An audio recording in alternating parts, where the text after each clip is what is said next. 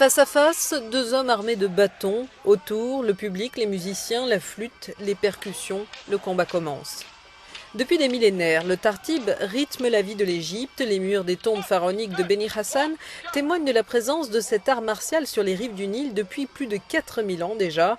Adel Boulad enseigne les arts martiaux. Ses racines égyptiennes l'ont mené à relancer la pratique du tartib en Égypte et au-delà de ses frontières. Contrairement aux arts martiaux habituels, c'est un événement collectif dans lequel le public est acteur. Il a un rôle de rythmer, de soutenir les combattants, les chorégraphes. Et il a un autre rôle, c'est celui d'arbitrer les jouteurs lorsqu'ils basculent dans un mauvais esprit, de tricherie, de faux fuyants, d'agressivité. Donc c'est le public qui rentre et qui arrête ça.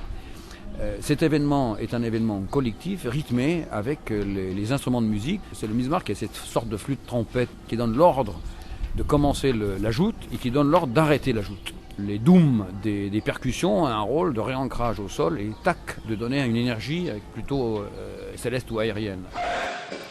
Des corps qui s'affrontent en musique, un sport qui n'est pas sans rappeler la capoeira brésilienne.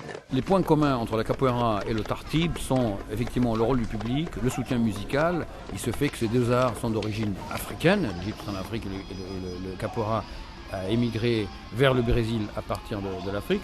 La différence, c'est le bâton. Le bâton amène un poids et le bâton dans le tartib est considéré comme l'extension du corps. Donc ça n'existe pas dans la capoeira. Donc ça pousse plus loin l'engagement du corps, l'alignement du corps dans sa gestuelle et dans sa présence. Voilà. Les Égyptiens modernes ont pour beaucoup oublié que le tartib était un sport. Aujourd'hui, ils le connaissent davantage sous le nom de danse du bâton, une danse folklorique spectaculaire, la réminiscence d'un très lointain passé que ces amateurs vont essayer de faire revivre à Bercy. Le Caire, Claude Guibal, France Info.